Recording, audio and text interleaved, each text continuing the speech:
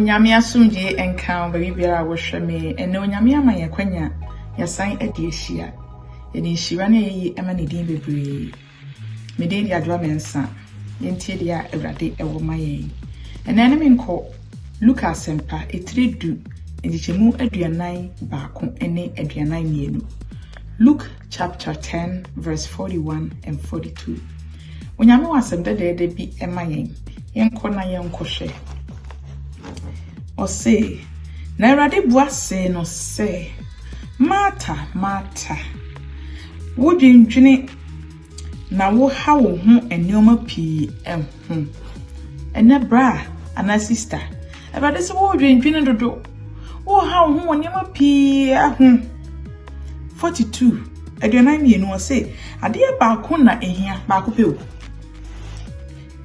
Maria die wayi die eyed no eno na worenye ninsem eno na worenye ninsem obi ntimi nyi mfiri ho so wonya hu ade papa na obi ntimi enyi mfiri ho but o hwehwe ne ma bebre na etwa ho hia ohunu ne esom mpo why occupied why busy yenhwe English no na yenuan ma omo NT3 no so enya bibi emfrim. I'm reading the book of Luke chapter 10 verse 41 and 42. I said, Martha, Martha, the Lord answered, you are worried and upset about many things, but few things are needed, or indeed only one. Mary has chosen what is better, and it will not be taken away from her. Martha, Martha ne Mary aye kan wo ye Yesu adamfo. Omo no mo nua eden Lazarus no. Nti Yesu timi ba omo fie. It's a relationship no ewo ho. Na wadamfo bi a one time ma ofie oba adai. Pese wo hye na chi, wo pese wo ma na ni je ahohoye wo sa line no. Nti enu bi na Martha so eye. Wo say Yesu nso ye obi a oba wo nchen a. Wo say wo hwe more than aduani die ahohoye. Even though pese wo ma na ni je wo receive no. Wo say wo so hu niam bi ono so betimi ede ama wo. Ene wo kwa asori a Musa was so do for ye call. Musa was so what or sorry be economy of our hallelujah as so bad. Now could do us one dinner every day a woman. Off a phone, correct no your WhatsApp message. Now we'll check it. Every day the baby mama, you will miss it. Tell my yes to call Mufie no.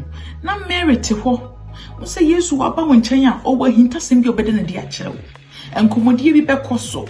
To say nkomodie no benya breakthrough benya nyansa bi ubenya ahoden sonko bi na so Martha de why busy or chibo fruit why busy onu nkwan mu why busy or dad or chinam se de paya obeye Yesu kama why you phone was sorry them preaching a koso worship or koso when your message na etu kwan na se Martha what na se na wutie de Yesu ewo ma wo wi awuntimi kopa bibi emani ni ana Osi adie baako pe na ehia sister bra baako pe na ehia wo WhatsApp message no it can wait and nobody for kwan be so or distracting asori dem ho no gone are the days phone ba so from no so wa asori dem ko na unya message na unya call na ye kwekwi na ne asori sound no interrupt and ne oma modify bibia nti interrupt but spiritually no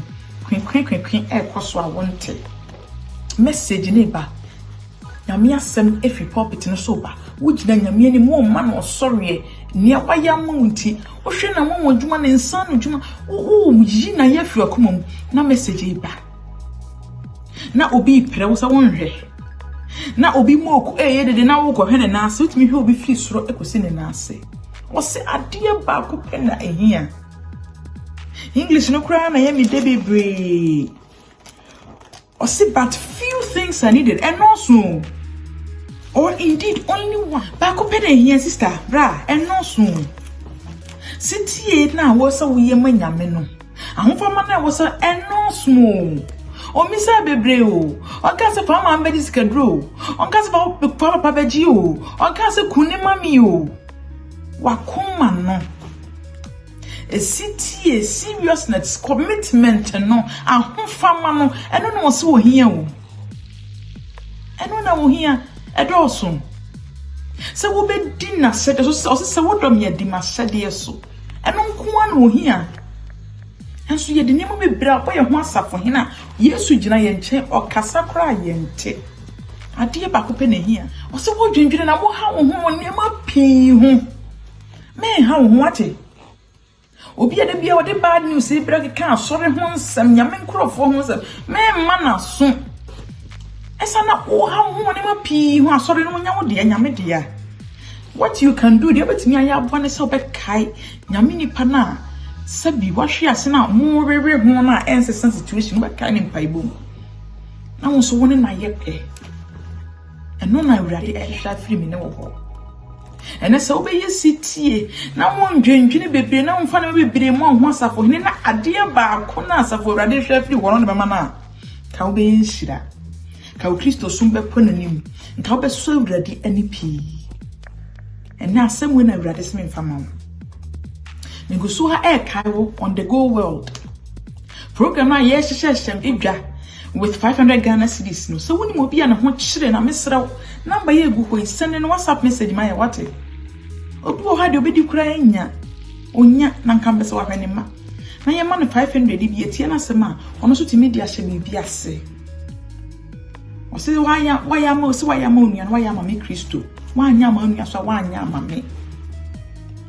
Ebia wontimi nye but o di nipa ne ba nso waboa na me nhira obebri e na asema me ka kyem nyane se Yesu Kristo one ne kwan no nokre no ene han no obi nkwa agya ne nchen ade se wonam so ntimi kamfo Yesu ama fa ho pono na obamu se abrabo ensakra ye bebam awurade nhira obebri da se ne ye besan di ahia adom nti amen